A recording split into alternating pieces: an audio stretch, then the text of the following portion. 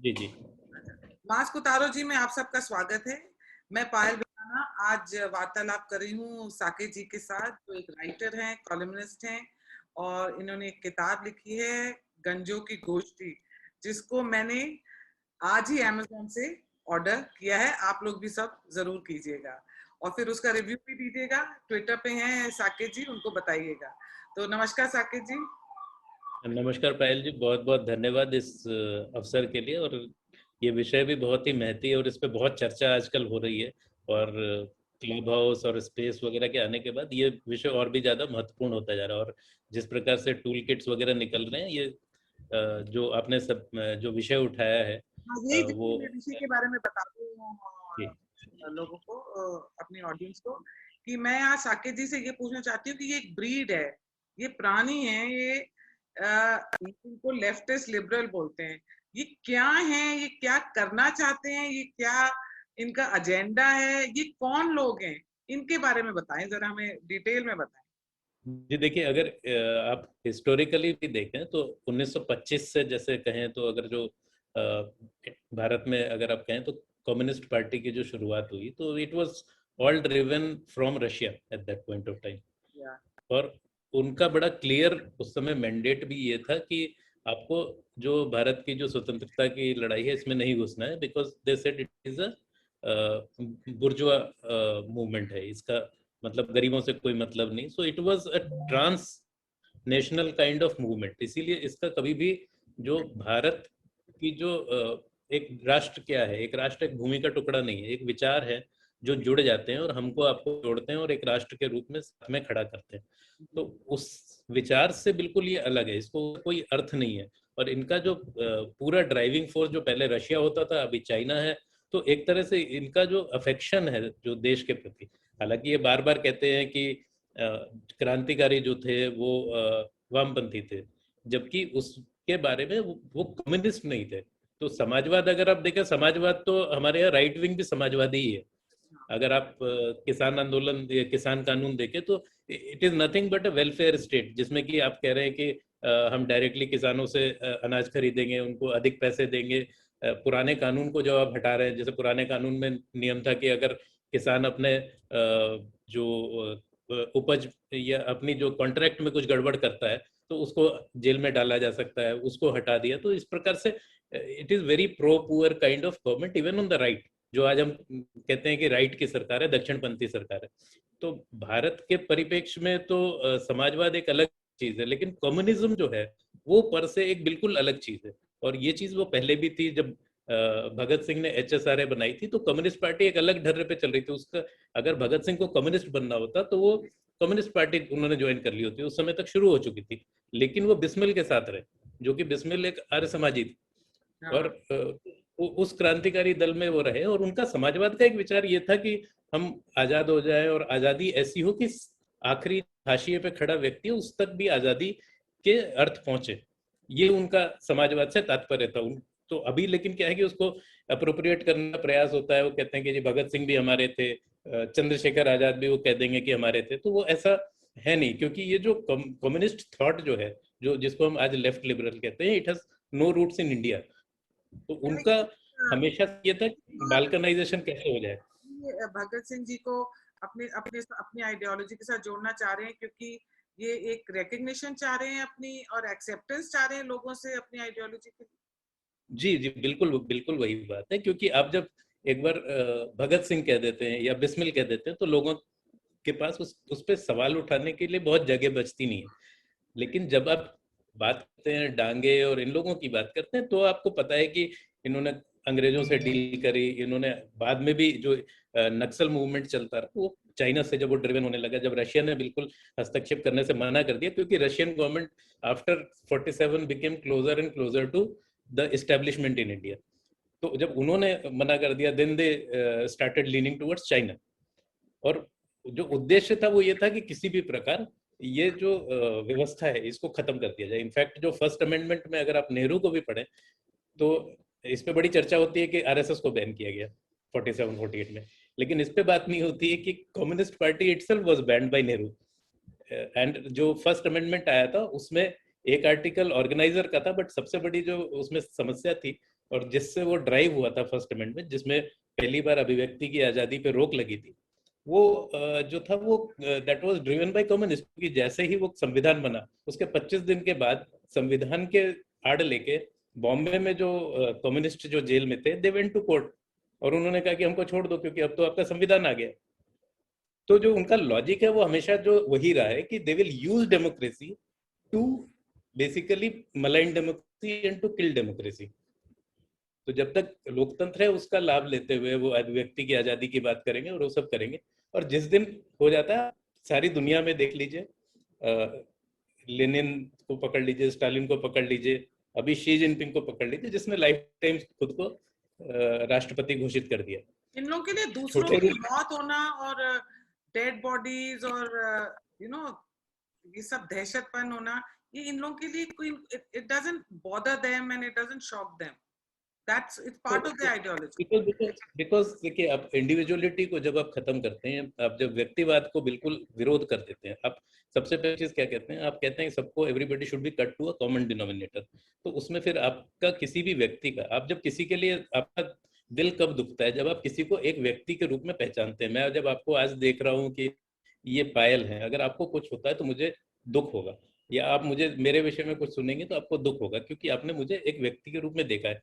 अगर मैं व्यक्ति नंबर 1 हूँ और व्यक्ति नंबर 2, व्यक्ति नंबर 3, जो कि एक यूनिफॉर्म डिनोमिनेशन जो कम्युनिज्म हमेशा मांगता है, तो everybody is a part of commune. जैसे अब टिकरी बॉर्डर वाला आप केस देख ले, तो वो लड़की ने खुद बोला कि आप पहले मना किया कि नहीं, इसको मैं उठाना नहीं चाहती हूँ क्योंकि इससे हमारा आंदोलन कमजोर हो रहा है। तो वो जो चीज है, even the body is a part of commune, तो वो एक आइडियोलॉजी है। दैट आइडियोलॉजी छोटे रूप में आप देख लीजिए, केजरीवाल ने भी अपने को लाइफ टाइम प्रेसिडेंट घोषित कर दिया।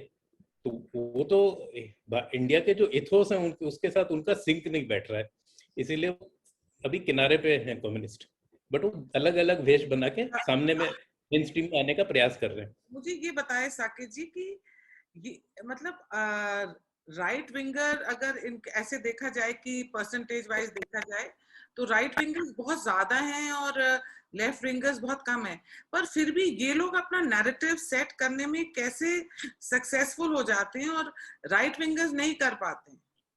ये देखिए, ये इसमें एक बहुत बड़ा मीडिया वाला एक एंगल है। मीडिया इन द जो नैरेटिव बिल्डिंग है, ये एक बहुत कॉम्प्लेक्स चीज है।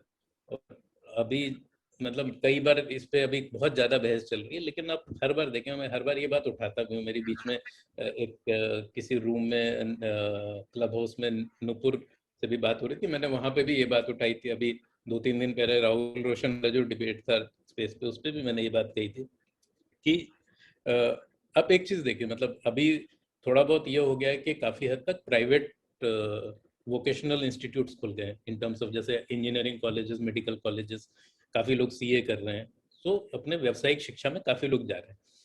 किंतु अगर जैसे मैंने 90 में इंजीनियरिंग ज्वाइन किया था, और गुना करके एक जगह है एमपी में, जहाँ मैं रहता था उस वक्त, तो वहाँ पे अगर मैं देखूँ तो वहाँ पे हमारे समय जो 12th की जो बैच निकली थी 2-3 स्कूल मिला के, उसमें 2-3 लोग थे जिनका सबको लगता था कि इसका मेडिकल में हो जाएगा या इंजीनियरिंग में हो जाएगा। It was not. तो अगर आप 600 बच्चों को पकड़ें, 600 बच्चों में से 4-6 लोगों का मेडिकल इंजीनियरिंग में होता था या प्रोफेशनल कोर्सेज में होता था। आज भी वो अनुपात जो है बहुत ज्यादा बदला नहीं है। तो जनरली आप देखेंगे जो राइट विंग है बहुत ज्यादा है, लेकिन वो आप सोशल मीडिया पे अगर आप देखें या मेन स्ट्रीम मीडिया पे आप देखें, तो वहाँ पे जो राइट विंग है वो बहुत ज्यादा नहीं है। वहाँ पे जो है लेफ्ट बहुत ज्यादा है। उसका कारण मैं आपको ये बताता हूँ कि जो लोग इंजीनियर हैं, डॉक्टर्स हैं, चार्टर्ड अकाउंटेंट्स हैं, जिनको कि बेरोजगार ट्रोल बोला जाता है, दे आर एक्चुअली नॉट बेरोजगार, they actually have some occupation to address. तो वो आप जो बोलते हैं, मैं जो बोलता हूँ, हम बात करते हैं डेटा पे। जो बाकी लोगों को अपील नहीं करता, वो वॉशिंगटन पोस्ट को अपील नहीं करेगा, वो न्यूयॉर्क टाइम्स को अपील नहीं करेगा, क्योंकि वो वहां पे जो लोग बैठे हैं दे आर, जैसे विद्या कृष्णन है, तो she was a part of health care advisory society और board something at the time of UPA. She has done graduation from London in liberal arts. तो आप उसको अगर डेटा आप उस पर थ्रो करेंगे कि भाई अभी ऐसी स्थिति है, 2020 जनवरी में इतने आईसीयू बेड थे या ये था, तो सबको अपील नहीं करता है। एक सोसाइटी आप एट लार्ज पकड़ेंगे, उसमें डेटा ड्रिवन सोसाइटी बहुत लिमिटेड होती है।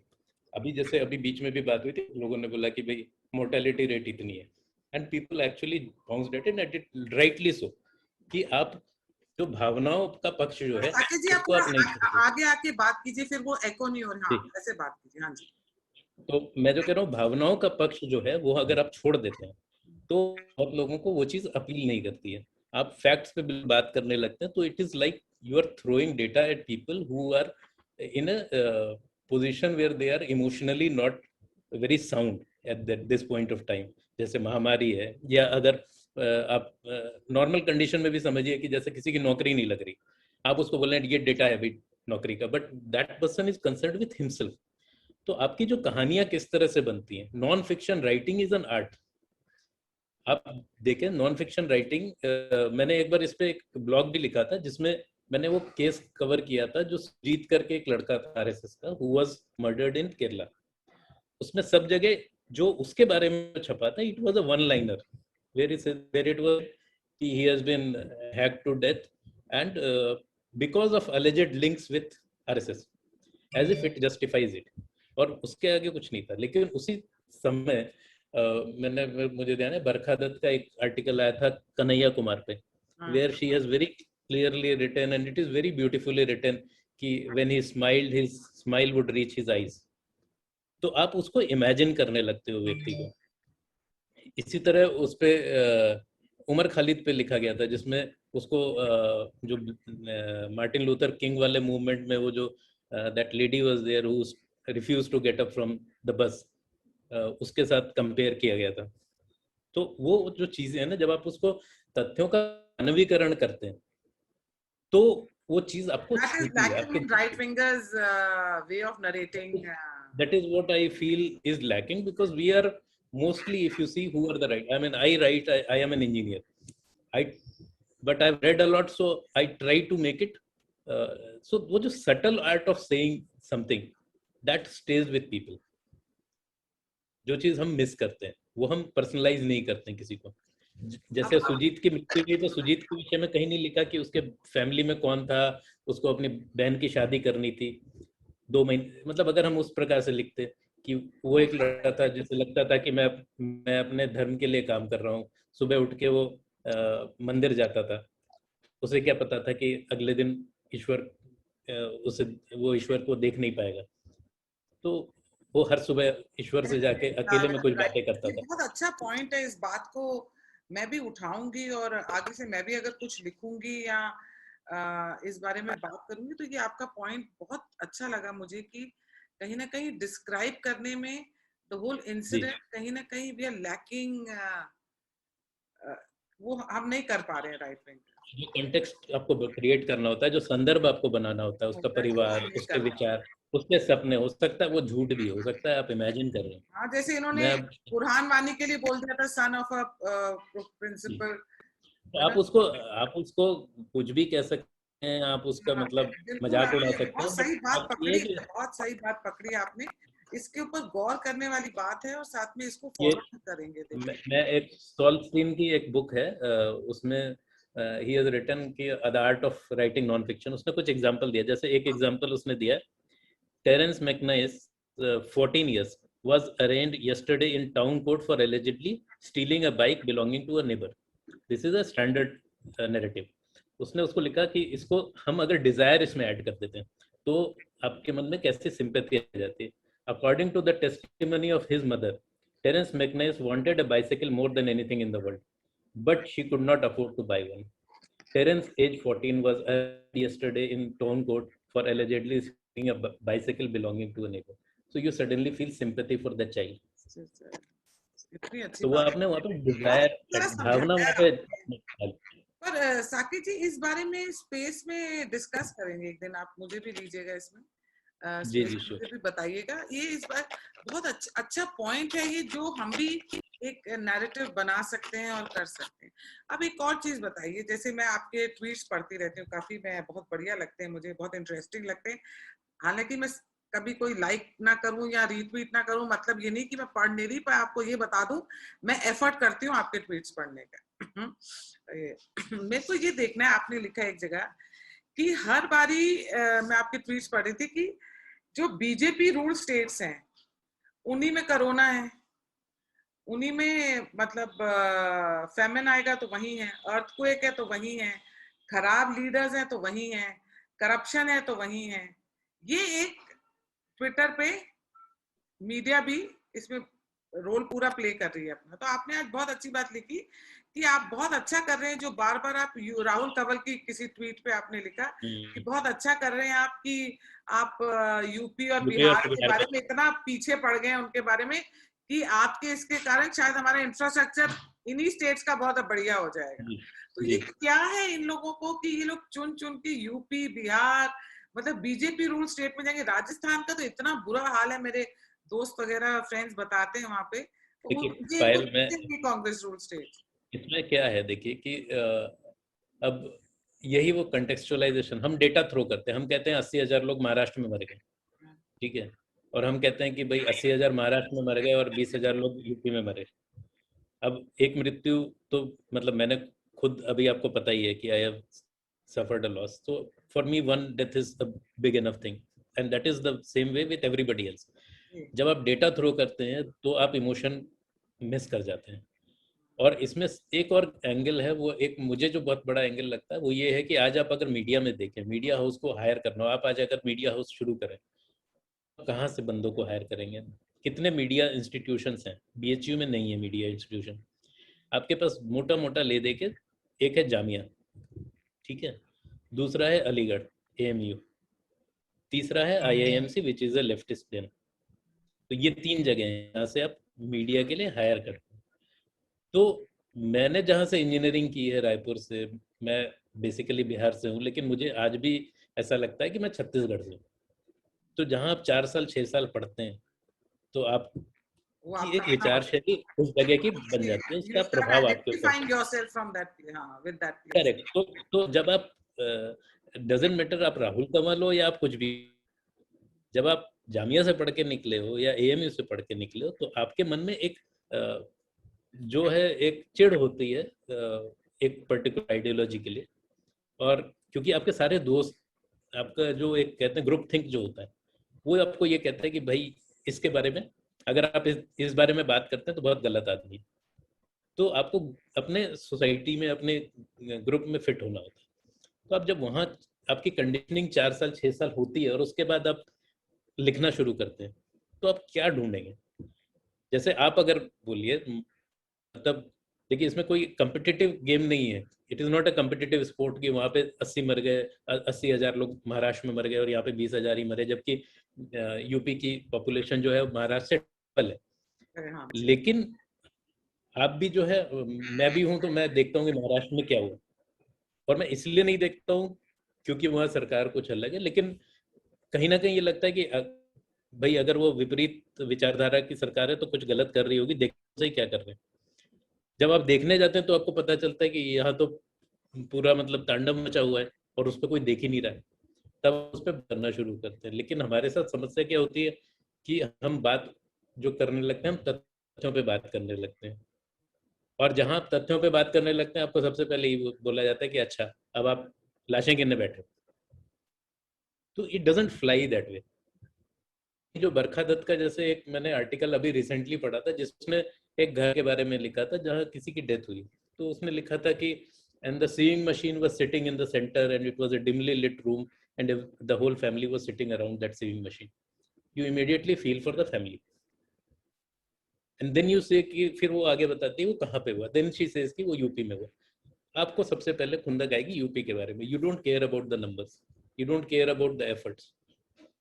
तो ये एक चीज है, मुझे ये लगता है स्ट्रैटेजी है, क्या बढ़िया स्ट्रैटेजी है इन लोगों की। क्या इसकी भी एक स्पेशल ट्रेनिंग होती होगी, लेनी चाहिए। हम राइट विंगर्स को भी कुछ इसके बारे में मैं भी स्टडी करेंगे जरूर। अब ये कोरोना ठीक हो जाए तो मिलते हैं, जरा एक अपना भी एक क्लब बनाते हैं हम लोग और जरा कुछ प्लानिंग करते हैं। इससे एक ये जो एजुकेशन है ना, ये आपका इतना ट्रेनिंग नहीं है हमारी, we are not trained to do that. हमारे द थिंग इज हमारे दिमाग में गंदगी नहीं आती। और साथ में मैंने राइट विंगर्स का एक और चीज देखी है कि हम लोग ना बिना किसी सेल्फिश मोटिव के भी ना, हमें अब जैसे मैं ये चैनल शुरू किया है मैंने क्योंकि मैं एक राइट विंगर हूँ, मुझे लग रहा है राइट विंगर्स को मैं आवाज दूं। ये देखिए, ये भी ना मेरे को इसमें कोई पैसे कमाने हैं, ना मुझे इसमें कुछ करना है। तो ना हमारा देश के प्रति भी बहुत सारी चीजें, हमारा जो स्नेह है देश के प्रति या एक नेशनलिज्म है, वो सब चीजें भी ना हमें गंदगी नहीं करने देता है और उसमें हम लोग कहीं मार खा जाते हैं। नहीं तो देखिए ये चीज जो है, this is also a very important factor, क्योंकि अगर वेल फंडेड मूव है तो obvious will be a different kind of presentation which will happen. जो आप जैसे द प्रिंट देख ले आप, इट्स जैसे मान लीजिए उसको 10 करोड़, तो whatever he is investing, whatever the kind of writers they are getting for writing the script, the kind of setup that they make while making the video. तो जैसे मैं अगर बात करता हूँ, मैं अगर वीडियो बनाता हूँ, तो मुझसे घर में भी बोला जाता है यार इससे तुमको क्या मिल रहा है, why are you wasting your time? मेरी भी पूरा टाइम मेरी माता मुझे यही बोलती रहती है, तूने देश का ठेका ले रखा है, तेनू की करना है, तू ਇਹਦੇ ਚ पैसे मिल रहे ने, मोदी तेनू मेडल दे रहा ने, you know my mother like we're Punjabis, so my mother keeps telling me तेनू केड़े मेडल मिल रहे ने। They don't realize that there is something called nationalism and patriotism which is making us do certain things. नहीं तो वही मैं देखिए आप और मैं कर रहे हैं, तो we are at a stage of our life where our well-being, our upkeep is not dependent on what we earn from this, so then we are able to do that. If you ask Saket जी, अगर इस पे living dependent भी हो, अगर living हमारी इस पे dependent भी हो, तो आई डोंट थिंक सो कि मैं ये नहीं कह रही कि सब राइट विंगर्स कोई दूध के धुले हैं या कुछ और सब लेफ्ट विंगर्स खराब हैं, पर कहीं ना कहीं मुझे लगता है कि अगर हमारी इस पे लिविंग मतलब हम इस पे डिपेंडेंट भी हो फाइनेंशियली अगर हो जाए, तो भी आई डोंट थिंक सो हम इतना नीचता का काम करेंगे या इतना नीचे गिरेंगे। We won't stoop to that level which these people do.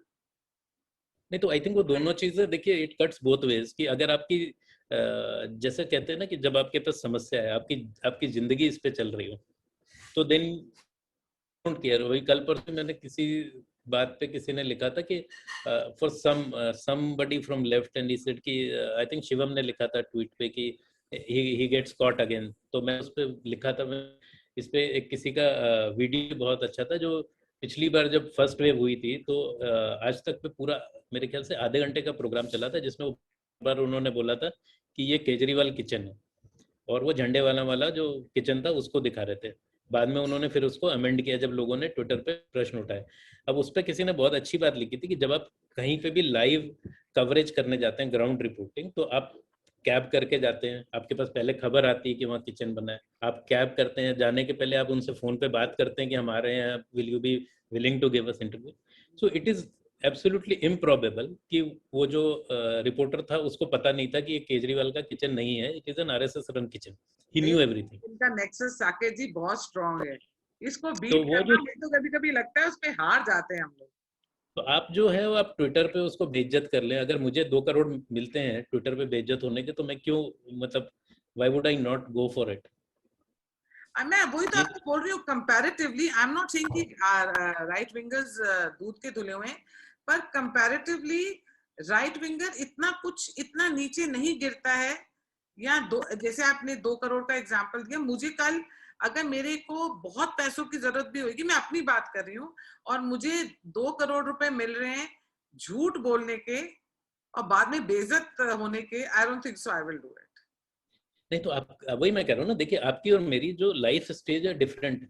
आप देखिए लेफ्ट में कहाँ से लोग उठते हैं, from where they get the, जब आपको उनके लगता है हाथ हमारे बच्चे करेंगे ये सब? आपको लगता है आपके में वो नहीं करेंगे ना, क्योंकि आपके पास जैसे अब प्रिंट है, ठीक है, प्रिंट में जो लिखते हैं, बीच में वो कैंपस वॉइस भी आता था जिसमें कि वो यंग कॉलेज के बच्चों से एसेज वगैरह और कॉलेज लिखवा रहे थे। They would actually select some columns, they would pay them, they would actually hire them as apprentice, paid apprentice।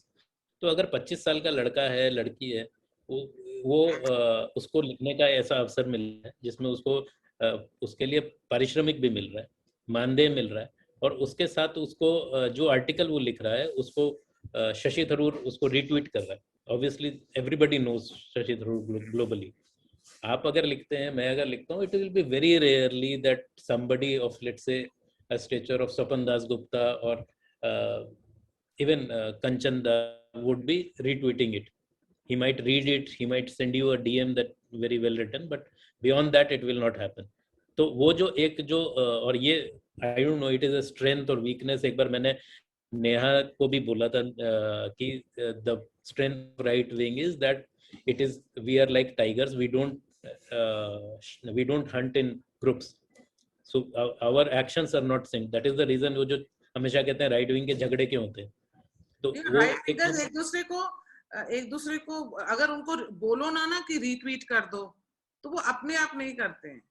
या अगर उनको बहुत अब जैसे मैं अपनी बात मैं नहीं कंप्लेन कर सकती because I am lucky that way कि इतने दोस्त हैं और अपने आप ही बिना मेरे बोले भी बहुत कुछ लोग मेरे लिए कर देते हैं. बहुत encourage करा है मेरे को ट्विटर पे. I have no complaints where Twitter social media is concerned. पर ओवरऑल मैं देखती हूँ जैसे कि मैं कभी कभी छोटे छोटे लोगों के बहुत अच्छी ट्वीट्स उन्होंने लिखा बहुत अच्छा होता है, फनी भी लिखा होता है, कईयों में बहुत प्रोफाउंड होता है, कई चीजें बहुत सब्सटेंस होती हैं. I make it an effort to like it and retweet it.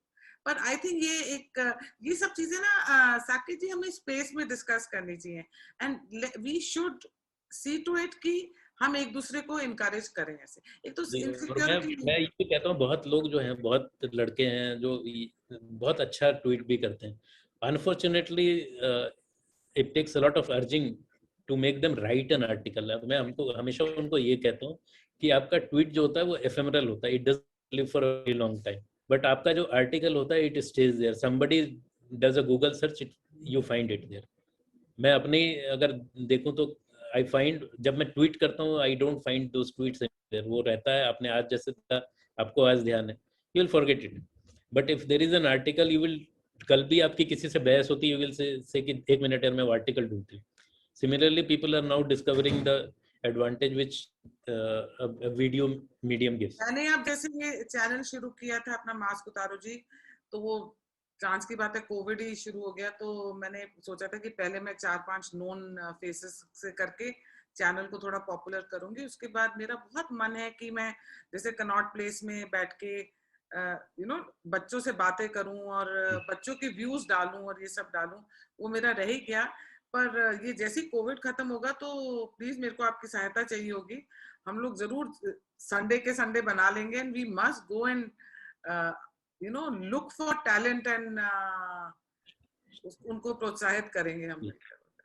अच्छा, एक और चीज मुझे पूछनी है कि कांग्रेस जो कर रही है, टूल किट तो मैं डिस्कस कर चुकी हूँ निशित के साथ. कांग्रेस जो ये कर रही है, ये खुद अपने आप को बर्बाद करने का कोई इन्होंने कॉन्ट्रैक्ट लिया हुआ है, ठेका लिया हुआ है कि इनको इसी में खुशी है कि मोदी जी हार गए एक स्टेट. तो आई थिंक आपने बिल्कुल you have hit the nail on the head. Because मुझे भी यही लगता है कि I think they have given up. They don't think that they are coming to power again. I think क्योंकि उनके कोई भी इंटेंशन ऐसे नहीं लगते. अगर आपको देखिए, आपको अंततः सरकार तो भारत की बनानी है, तो भारत की बुराई करके आपको क्या लाभ होने वाला है, कोई भी हो. तो मुझे ये लगता है कि I think they have given up and their whole game is now limited to stay in opposition and still call the shots. जो एक मॉडल था जो सोनिया गांधी वाला कि have all the authority with no responsibility. So I think they are looking at that kind of model कि हम बाहर रहेंगे, हम अपने हिसाब से काम चलाएंगे. जो लैंड एक्विजिशन बिल या जो स्टेट्स में रीजनल पार्टी को फाइनेंशियली पीछे से मदद करेंगे और इंटरनेशनल मीडिया से उनको सपोर्ट देंगे और उनको जिताएंगे एज लॉन्ग एज बीजेपी हार जाए. और खुद पावर में आना के उसके कोई एफर्ट नहीं है. क्योंकि इवन इंदिरा गांधी के समय तक भी आप देखें तो she was very clear on ideology. और अपोजिशन में एक बार अभी बीच में मेरे से किसी ने बात हो रही थी, तो उसने बोला कि जब बीजेपी अपोजिशन में थी तो आप बीजेपी भी तो यही करती थी. तब मैंने in fact I shared one piece except from Blood Telegram जो है वो, it is a book written by Blood who was a diplomat and American representative in Bangladesh during 1971, जहाँ उसने बड़ा क्लियरली लिखा है कि how Vajpayee and the whole Jansangh stood with Indira and actually pushed Indira to intervene in the affairs of Bangladesh, because there were so many killings which were happening, and in which particularly Hindus were being targeted, which forced. और उसमें actually उस समय का अगर आप पढ़ें तो इंदिरा's hand was forced. She tried to avoid getting into it. She did not want to immediately get into a war kind of situation. But वो जो opposition जो था वो भी उसके it was also pushing. वो भी कह रहा था कि आप मतलब it's something about the ethos of India. वो भारतीय लोग ही हैं एक तरह से, जिनकी जो वहाँ पे इस तरह की दुर्गति में रह रहे हैं, और they were pushing कि as a Prime Minister of India, as a bigger brother, as an elder brother, you should step in and save those people. तो वो कहीं contradiction नहीं था कि Indira wanted to attack Bangladesh और वाजपेयी जी वगैरह अलग खड़े हो गए कि why are we meddling into other countries of see what is this happening. Indira is only interested in her own image. Even तो वो चीज जो थी ना वो अभी आप देखते तो इनमें नहीं है. नहीं, बालाकोट एयर स्ट्राइक्स हुई, उसमें भी आप देश के ऊपर सवाल उठा रहे हैं, आर्मी के ऊपर सवाल उठा रहे हैं. स्टोन पेल्टिंग होती है तो आप यही कर रहे हैं कि आप आर्मी के ऊपर ही सवाल उठा रहे हैं. ये जो एक नया सिस्टम आया है ना, ये system I don't think they want to. I don't think आए ना, केजरीवाल जी जब से पॉलिटिक्स में आए, मुझे लग रहा है कि एक पॉलिटिक्स में इतनी नीचता आ गई है, एक इतना डिग्रेड कर दिया इन्होंने. मतलब पॉलिटिशियंस की ना कोई भाषा की मर्यादा, मतलब सब कुछ लांग कर इन्होंने पूरा ना माहौल सा खराब कर दिया केजरीवाल. एक्चुअली केजरीवाल ने तो उसको क्लिनिकल कर दिया है. अगर आप देखें तो उसके पहले यूपीए के टाइम में भी, अब जैसे अगर आप उस समय न्यूज़ भी आई, वो General J Singh I think had written that book, जिसमें उन्होंने बोला था कि there was a complete plan to give away Siachen. तो ये सारी चीजें जो हुई हैं, तो ये तो उस समय भी कांग्रेस के टाइम भी हो रही थी. तो मुझे ये लगता है कि जब से सोनिया गांधी ने कांग्रेस को पकड़ा है और केजरीवाल ने उस माइंडसेट को खुले में ला दिया. ये लोग थोड़ा सोफिस्टिकेटेड तरीके से कर रहे थे. जैसे केजरीवाल कुछ पता नहीं, मुझे ऐसे लगता है कि उसको क्योस करना है, उसको कंफ्यूजन करना है. वो तो खुद ही बोलता मैं नाकिस्ट हूँ. उसने अब देखिए कितने आराम से सुषमा स्वराज जी, शीला दीक्षित जी, साहिब सिंह वर्मा जी, मदन लाल खुराना जी, सबने एक दूसरे के साथ काम किया है.